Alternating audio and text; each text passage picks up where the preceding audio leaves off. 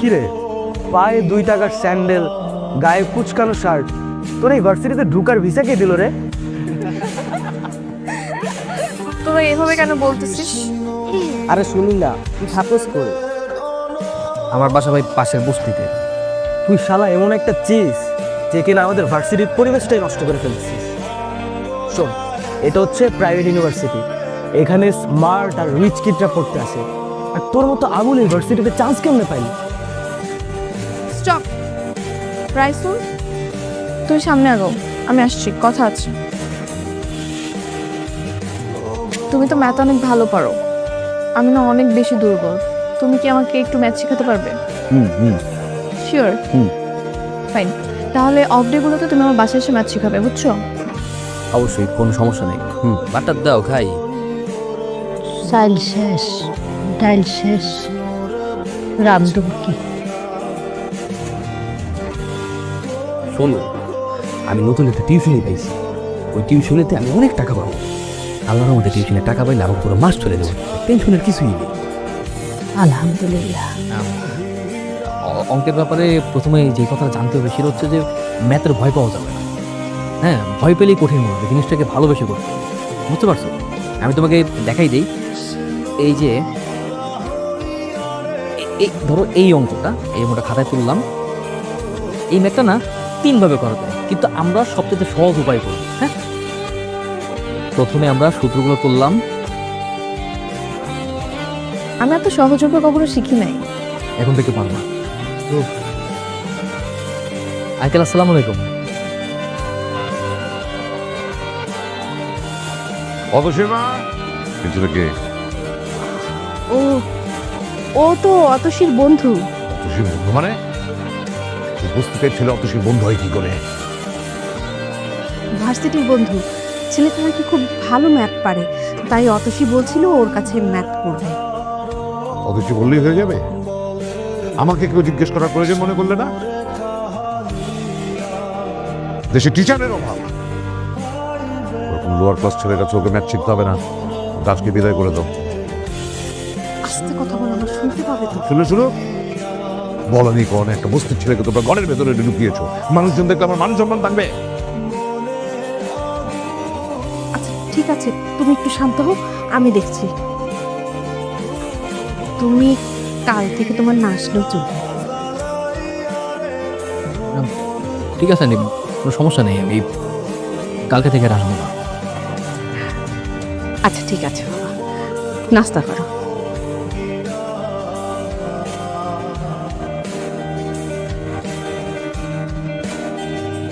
আরে ভাই, কি করতেছেন এইসব? মাঝে মাঝে থাকতে পারবা, ভাড়া দিবে না, এইরকম ভাড়াটি আমার দরকার নাই। ভাই, আমি আপনার বললাম তো আমার 2 দিন সময় দেন, আমি আপনার সব টাকা দিয়ে দিতেছি ভাই। এই, তোমার তো সময় দিতে দিতে আমার ঘড়ি নষ্ট হয়ে গেছে। তোমার সময় দেওয়ার আমার টাইম নাই, গাড়তি বুঝকাবেন দিয়ে চলে যাবা। ভাই, আমি না নতুন একটা টিউশনি পাইছি, টিউশনের টাকা পাইলে আমি আপনার টাকা দিয়ে দিতেছি। এই, তোর পকেটে 2 টাকাও নাই, তুই টিউশনি করে তুই খাবি না আমারই টাকা দিবি? ভাই, আমি তো কইলাম আপনার ভাই, টিউশনের টাকা পাইলে আমি আপনার টাকা দিয়ে দেবো ভাই, আল্লাহর কসম। তোকে বললাম না রাইসুলের কাছে আমি টিউশন করব, এটাই ওর বাসা। ও কেন, বেশি কি টিচার অভাব পড়ছে? না, বাট ওর কাছে আমি খুব ইজিলি বুঝতে পারি, দ্যাটস ওয়াই। আচ্ছা আজাদ ভাই, আপনি ওকে ড্রপ করে আমাকে পিক করেন, ওকে? Bye bye. ভাই, আমি তো বললাম আপনার টাকা দিয়ে দেবো, দিনের জন্য আমার কিছু হবে। এই, ভাড়া দিতে পারো না, আবার লজ্জাও লাগে? এত লজ্জা দেখার আমার টাইম নাই। 2 দিন মাত্র সময় দিলাম, যদি ভাড়া দিতে না পারো এর মধ্যে, তাহলে আমি তোমার লাইফ থেকে বাইর করে দিই, মনে থাকে যান।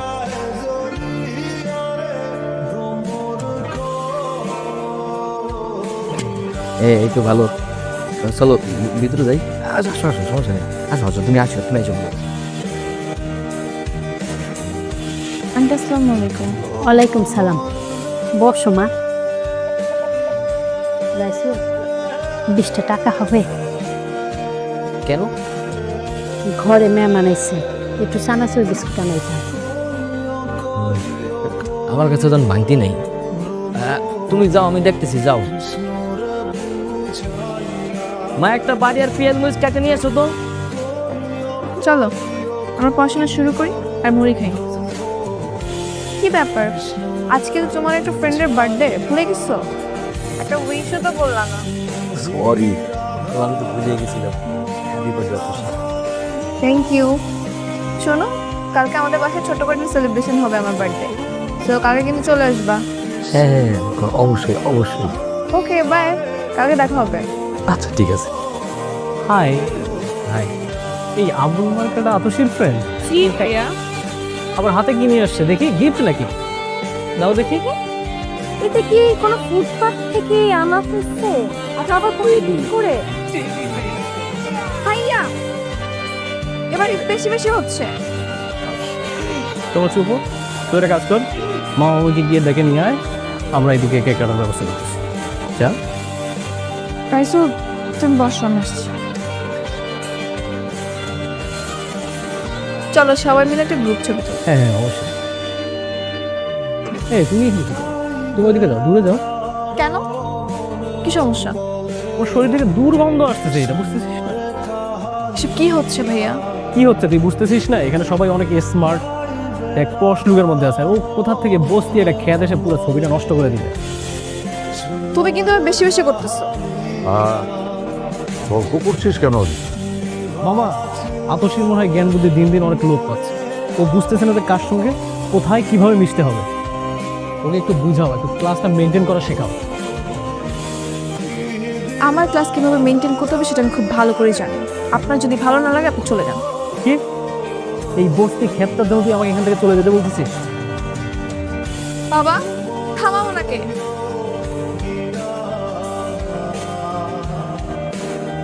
রাইসু, ও কোথায় গেল? এখানেই তো ছিল, হয়তো চলে গেছে। এই টাকা ছাড়া চলা অনেক কঠিন। যার টাকা আছে তার সম্মান আছে, যার টাকা নেই তার সম্মানও নেই। আমি অতসীকে ভালোবাসি, ওকে এতটাই ভালোবাসি যে ওকে ছাড়া আমার বেঁচে থাকাটাই কঠিন হয়ে যাচ্ছে। না আছে আমার কাছে ভালোবাসা, না আছে টাকা। ভালোবাসার মানুষ আর টাকা যদি জীবনে না থাকে, এই জীবনটাকে কি করব? কিন্তু আমি ছাড়া যে আমার মার এই দুনিয়ায় কেউ নেই।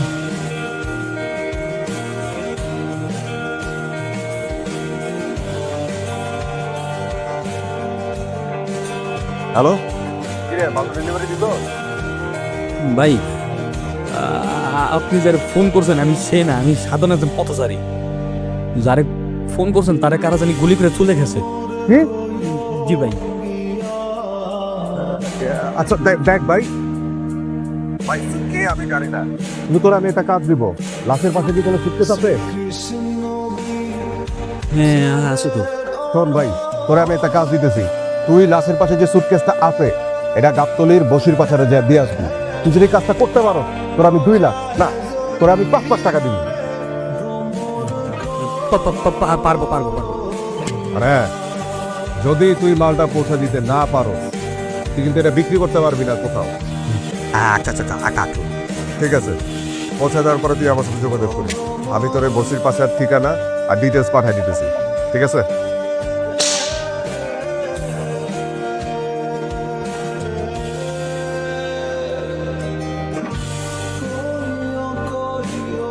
কে তুই? ভাই আমি ওই যে বসির ভাষা করছো কোড 006। ঠিক আছে, দাঁড়া। 5 লাখ টাকা। ভাই, এই সামান্য কাজে এত টাকা? এগুলো আন্ডারওয়ার্ল্ডের বিজনেস, এখানে এরকম ইনকাম।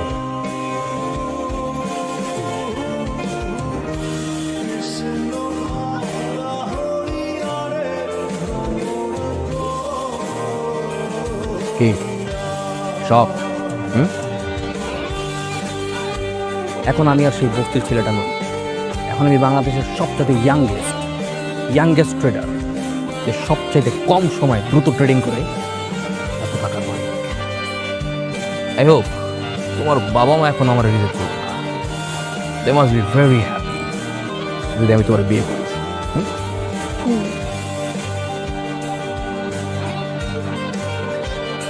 ভাই, শুনলাম আপনি নাকি পুরো বস্তু কিনে নিছেন।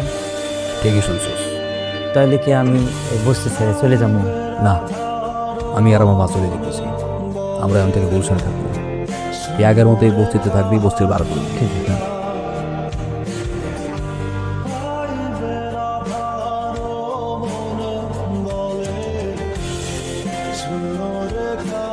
কি করেন ভাই? মন চাইছে তাই দিলাম। কোনো সমস্যা নাই, মনে চাইলে আরেকটা দেন। আপনি মালিক আর আমি তো এখন কর্মচারী। তো এই শুক্রবারে আমাদের বিয়ে হচ্ছে। হ্যাঁ, ঠিক আছে। পা নামাও। কি বলছি শুনতে পাচ্ছ না? পা নামাও।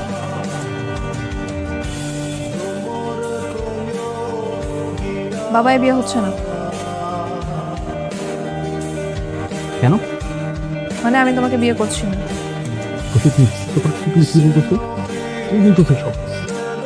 আমি যে রাইসুলকে চিনতাম, যাকে আমি ভালোবেসেছিলাম, সেই রাইসুল তুমি না। কিন্তু তোমার পরিবার, তোমার ফ্যামিলি এই রেসিপিকে পছন্দ করে, ওই রেসিপিকে না। বিয়েটা আমি করব, আমার ফ্যামিলি না।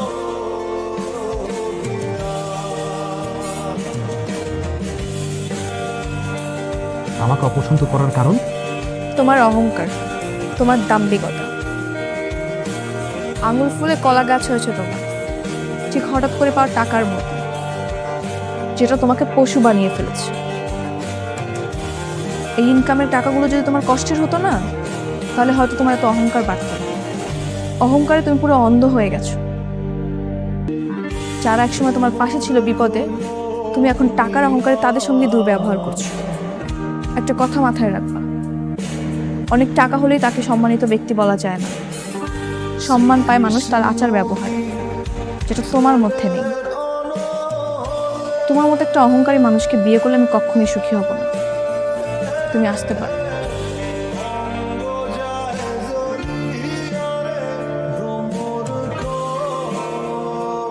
কি ব্যাপার? সেই আগের বস্তি, স্যান্ডেল, শার্ট, প্যান্ট, মানে কি? তুমি ঠিকই বলছিল। হুট করে এতগুলো টাকা পাওয়ার পরে আমি অমানুষ হয়ে গেছি। আমি এখন মানুষ হতে চাই, পড়াশোনা শেষ করতে চাই, সৎভাবে উপার্জন করে নিজের পায়ে দাঁড়াতে চাই। ভালো, তো আমাকে কেন ডেকেছো? সত্যি বলতে তোমাকে একটা সত্য জানাতে চাই। কি সত্য? যেই মেয়ে নিঃস্বার্থভাবে একটা ছেলেকে ভালোবাসতে পারে, সেই ছেলেটা সেই মেয়েটার জন্য পুরো পৃথিবী উপরে ফেলতে পারে। টাকা পয়সা, বাড়ি গাড়ি, দ্বন্দ্ব, এসব তো কোনো কিছুই না।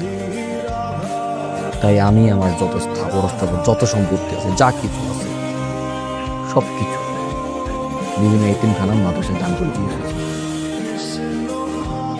দান করে খুব ভালোই করেছো।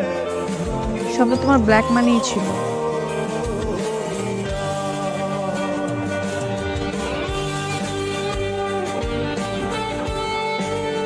তুমি তুমি কিভাবে জানলে? তুমি কি ভাবছো তোমার সবকিছু আমার কাছে অজানা? আমি সবই জানতাম। খুব ভালো হয়েছে যে নিজের ভুলটা বুঝতে পেরে আগে থেকে শুধরে নিয়েছো। দেখো, অথচ আমি শুরু থেকে তোমাকে ভালোবাসতাম, তোমার মায়ের পড়েছিলাম, কিন্তু আমি জানতাম যে তোমার আমার ভালোবাসার কোনো পরিণতি নেই। আমি যদি আমার নিজের অবস্থান থেকে তোমাদের ফ্যামিলিতে কোনো প্রস্তাব পাঠাই, সেটা কখনো তারা গ্রহণ করবে না। আমি আমার নিজের অবস্থান জানি, আর এই সব কিছুর মূলে ছিল টাকা। টাকার জন্য আমি আমার এমন কোনো জায়গা নাই, নিজের ঘর বলো, বাড়ি বলো, ভার্সিটি, ফ্রেন্ড সার্কেল, বন্ধু বান্ধব, এমন কোনো প্লেস নাই যে অপমান অপদস্থ হয়নি, ইভেন কি তোমার ফ্যামিলির সামনে। টাকা কিভাবে কামাবো এটাই ছিল আমার প্রধান লক্ষ্য। এটা বৈধ হোক আর অবৈধ হোক, তোমাকে পাওয়ার জন্য আমি সব কিছু করার জন্য রাজি ছিলাম। কিন্তু আমি জানতাম যতক্ষণ না পর্যন্ত আমি অনেক টাকা কামাতে না পারবো, তোমার ফ্যামিলি আমাকে গ্রহণ করবে। কিন্তু দেখো, এত টাকার মালিক হওয়ার পরেও তোমার ফ্যামিলি আমাকে ঠিকই গ্রহণ করবে, কিন্তু তুমি আমাকে গ্রহণ করবে। তুমি তোমার চোখ দিয়ে যেভাবে আমাকে দেখেছো, আমি তোমাকে সেভাবে দেখি। আমি সবসময় তোমাকে একটা সৎ, সহজ সরল মানুষ হিসেবে ভালোবেসেছি। এখন তো আমি আবার সেই আগের রেসুল হয়ে গেছি, সৎ সহজ সরল, সব বাদ দিয়ে দিয়েছি। এখন কি আমি ভালোবাসবো? ভালোবাসি বলেই তো আসছি।